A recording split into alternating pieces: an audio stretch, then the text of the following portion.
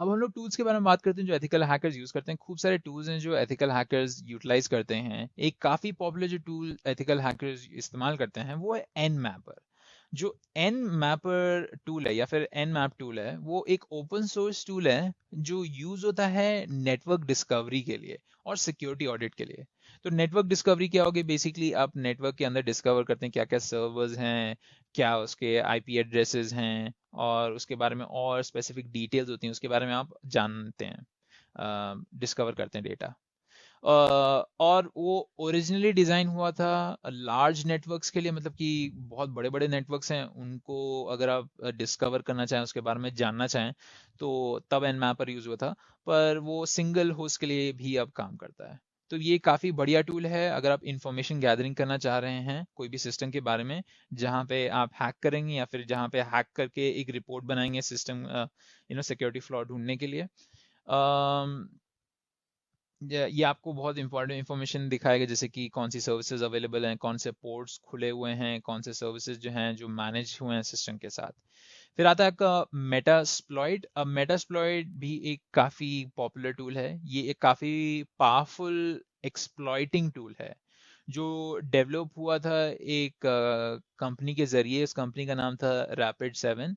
तो इसके दो वर्जन है जनरली, एक आपका पेड वर्जन हो गया और आपका एक फ्री वर्जन हो गया जो आपके टर्मिनल के थ्रू अवेलेबल है। पर ये आप जीयूआई के साथ भी यूज कर सकते हैं, मतलब ग्राफिकल यूजर इंटरफेस के साथ चाहें तो उसके साथ भी यूज कर सकते हैं।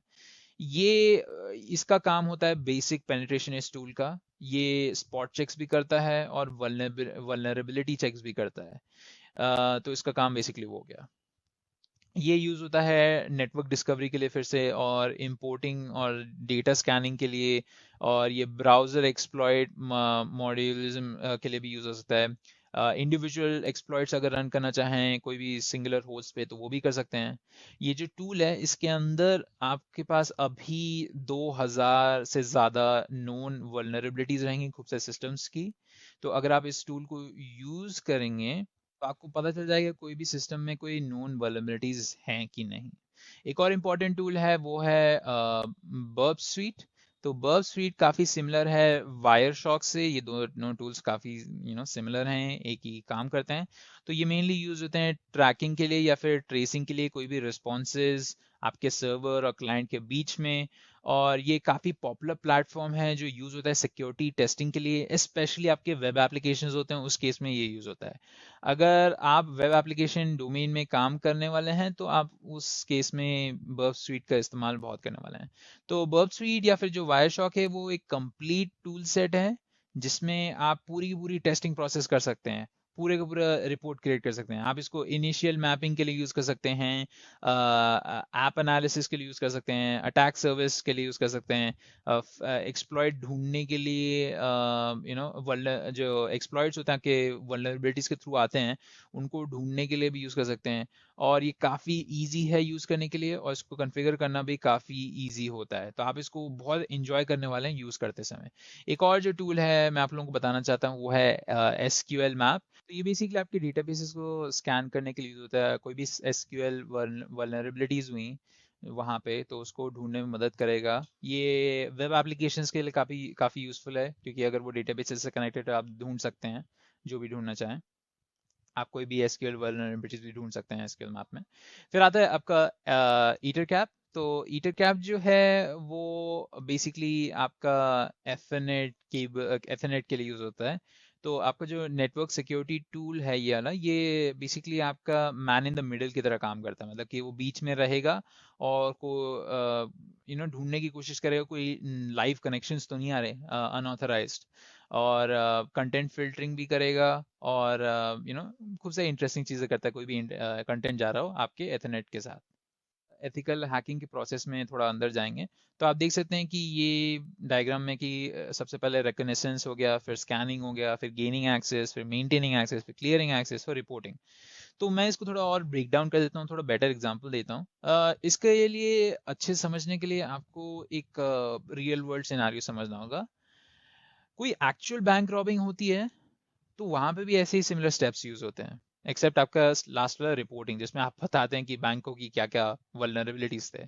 तो अगर आपने कोई पॉपुलर टीवी शो देखा, जैसे कि हाँ अगर आपने मनी हाइस्ट देखा है या फिर अगर आप स्पेन में हैं तो पापा दे कासेल अगर आपने देखा है तो आपको पता होगा कि बैंक उसमें हाइस्ट में वो लोग क्या क्या करते हैं, तो उसके साथ लेके मैं आपको एक्सप्लेन करूंगा।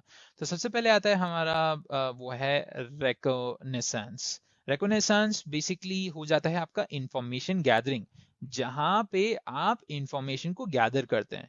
तो बेसिकली अगर कोई रियल टाइम बैंक रॉबरी हो रही है तो वहां पे आप देखेंगे कि जो गार्ड हैं उनके शिफ्ट टाइमिंग्स क्या हैं, उनके कैमराज हैं कहाँ कहाँ लगे हैं, कौन कौन से काम करते हैं, कौन कौन से जो डिफरेंट लोग हैं उस बैंक में काम करते हैं, बैंक कितना बड़ा है, वो आप जहाँ पे जो चीज़ चुराना चाहते हैं कोई भी पर्टिकुलर एसेट तो वो कहाँ पे लोकेटेड है, कितने वॉल्ट्स हैं, तो आप वैसी खूब सारी चीज़ें हैं वो बेसिकली अपने इंफॉर्मेशन गैदरिंग में देखेंगे। फिर आता है आपका बैंक के स्कैनिंग आता है, तो स्कैनिंग भी एक सिमिलर चीज़ हो गई आपकी इंफॉर्मेशन गैदरिंग, जिसमें आप देखते हैं कि कहाँ पे आपका कैश है या फिर कौन सा एसेट आपका कहाँ पे है, कौन सी गन्स हैं जो सिक्योरिटी गार्ड्स यूज़ कर रहे हैं, कौन सा सॉफ्टवेयर है जो बैंक यूज़ कर रहा है। और जब आप अपनी इंफॉर्मेशन गैदर कर लेते हैं और स्कैनिंग परफॉर्म कर लेते हैं तो आप जाते हैं गेन एक्सेस करने की कोशिश करते हैं। मतलब कि आप बेसिकली बैंक में एंटर करते हैं अपनी गन्स के साथ और कोशिश करते हैं कि अपना जो एसेट आप चुराना चाहते हैं, ये गोल्ड हो गया, ये कैश हो गया, वो आप चुराने की कोशिश करते हैं। तो आप जब गेनिंग एक्सेस करते हैं तो आपको ये देखना पड़ता है कि आप कैसे एक्सेस गेन करेंगे, आप कौन से राउट के साथ जा रहे हैं, मतलब कि आप गन्स के साथ अंदर जाएंगे या फिर सीक्रेटली अंदर जाएंगे। तो आप ओशंस 11 स्टाइल करना चाहते हैं या फिर आप मनी हाई स्टाइल करना चाहते हैं, तो वो भी रहेगा कि आप गेनिंग एक्सेस में। और जब आप एक्सेस गेन कर लेते हैं तो आती है मेंटेनिंग एक्सेस की बात। यहाँ पे आपको जब आप पैसे स्टील कर रहे हैं या फिर गोल्ड स्टील कर रहे हैं, कोई भी एसेट को स्टील कर रहे हैं, तो आपको बेसिकली वहाँ पे बने रहना होगा, मतलब कि जब तक कोई सिक्योरिटी फोर्सेस ना आ जाए या फिर पुलिस ना आ जाए तब तक आपको वहाँ पे रहना होगा ना। तो उसको हम लोग मेंटेनिंग एक्सेस कहेंगे, जब तक आपका बैंक क्लियर नहीं हो जाता और मतलब कि आप सारे चीज़ें ले ही नहीं जाते। फिर आता है आपका क्लियरिंग ट्रैक, मतलब कि अगर आप सीक्रेटिव मेथड से जा रहे हैं तो आप बेसिकली अपने ट्रैक्स को क्लियर करना चाहेंगे, आप ये देखना चाहेंगे कि कोई भी आपको ट्रैक ना कर पाए कि आपने ही पैसे चुराए थे। तो ये आपका रियल वाला प्रोसेस हो गया। पर ये जो प्रोसेस है वो काफ़ी सिमिलर है आपके एथिकल हैकिंग के प्रोसेस को लेके। मतलब कि सबसे पहले रिकॉग्निशंस आता है जो मैंने आप लोगों को बताया, वो है इंफॉर्मेशन गैदरिंग। तो एज ए एथिकल हैकर आप ये देखेंगे कि जो बिजनेस है आप उसको स्टडी करेंगे, आप उसका आईपी एड्रेस देखेंगे, आप उसको गूगल करेंगे, आप बिजनेस के बारे में और जानने की कोशिश करेंगे बाहर से। आप कितनी इंफॉर्मेशन ले सकते हैं बिजनेस के बारे में बाहर से, अंदर से नहीं। तो अंदर से काफ़ी इजी हो जाता है, पर बाहर से कैसे करेंगे, एक ब्लैक हैट हैकर की तरह कैसे करेंगे। आप who is lookup dot com use करेंगे जो आपको डोमेन इंफॉर्मेशन दे देता है और आपको ऑर्गेनाइजेशन की आईपी दे देता है। और फिर आप स्कैनिंग करेंगे, तो स्कैनिंग में बेसिकली आप थोड़ा सा और आगे जा रहे हैं और आप देख रहे हैं सिस्टम डिस्कवरी कर रहे हैं, मतलब कि कौन कौन से पोर्ट्स हैं, कौन कौन से सर्वर्स पे कौन कौन से पोर्ट्स खुले हुए हैं, कौन कौन से सर्विसेज हैं, जैसे आपका एफटीपी हो गया, आपका एसएसएच हो गया, आपका पोस्ट जीआरएसक्यूएल हो गया, माई एसक्यूएल हो गया। ये आपको अंडरस्टैंड करने में ये मदद करेगा कि सिस्टम की वल्नरेबिलिटीज क्या है, कौन कौन सा जो प्रोटोकॉल है वो काफ़ी इजीली एक्सेसिबल है या फिर बाय डिफॉल्ट उसका पासवर्ड ऐसे ही पड़ा हुआ है, उन लोगों ने कोई दूसरा पासवर्ड डाला ही नहीं। या फिर कोई लॉगिन पेज है उसमें आपको एसक्यूएल इंजेक्शन कर सकते हैं कि नहीं, या फिर कोई क्रॉस साइट स्क्रिप्टिंग चला सकते हैं कि नहीं। एक नेटवर्क एंड को आप स्कैन कर सकते हैं कोई भी वल्नरेबिलिटीज के लिए, या फिर अगर आप ब्रूट फोर्स कर सकते हैं कि नहीं। तो आप वो स्कैनिंग में करेंगे कि मैं कौन सा मेथड यूज कर सकता हूँ एक्सेस गेन करने के लिए। तो ये जो स्टेप्स हैं आपके इंफॉर्मेशन गैदरिंग और स्कैनिंग, वो सबसे ज़्यादा टाइम लेते हैं, आपको एक हफ्ते से लेके एक महीना भी लग सकता है या फिर उससे ज़्यादा भी लग सकता है इंफॉर्मेशन गैदरिंग के लिए, स्पेशली अगर आप बाहर से काम कर रहे हैं, कंपनी के अंदर से नहीं।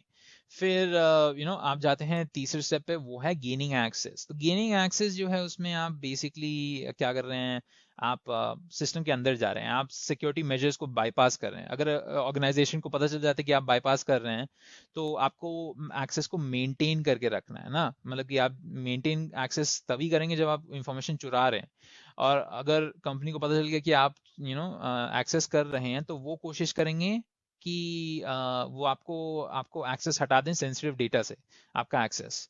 पर वही बात होगी कि आप कैसे एक्सेस मेंटेन कर सकते हैं और कैसे आप उनके मिटिगेशन मेथड से बच सकते हैं, क्योंकि फिर आप बाद में बता ही पाएंगे कि कितना इफेक्टिव था उनका मिटिगेशन मेथड। फिर आप क्लियर करेंगे ट्रैक्स, अगर आपने काफ़ी सीक्रेटली कर लिया है और आपको कोई डिटेक्ट नहीं कर पाया, तो आपको कैसे अपने ट्रैक्स को क्लियर करना है, मतलब कि कैसे आप अपने आईपी को छुपा सकेंगे, कैसे आप ऑन ट्रैक रहेंगे, और ये देख पाएंगे कि सिस्टम में आपने क्या किया है, मतलब कि कोई लॉग्स नहीं छोड़े हैं, आप उसको सब वाइप आउट कर देंगे।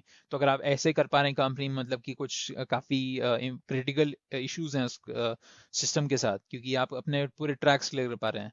जब ट्रैक्स क्लियर होते हो जाते हैं तो हैकर के बारे में पता नहीं चलता। और जब आप ये सारी चीज़ें कर लेंगे, आप एक बहुत बड़ी सी रिपोर्ट बनाएंगे जिसमें आप हर चीज़ डिटेल करेंगे, आपने कैसे इंफॉर्मेशन गैदर की, आपने कैसे स्कैन किया वल्नरेबिलिटीज़ के लिए, आपने कैसे एक्सेस गेन किया, आपने मेंटेन कैसे किया एक्सेस सिक्योरिटी मेजर्स के बियॉन्ड, और उसके उसकी वजह से आपको क्या क्या वल्नरेबिलिटीज मिली, आपने अपने ट्रैक्स कैसे क्लियर किए, और कैसे आपने एक्सप्लॉइट किया सिस्टम को। तो बेसिकली आप पूरे रिपोर्ट बनाते हैं कि क्या क्या गलत हुआ, क्या क्या आपने किया, और फिर आप सजेशंस देते हैं कि ये सब कैसे इम्प्रूव हो सकता है।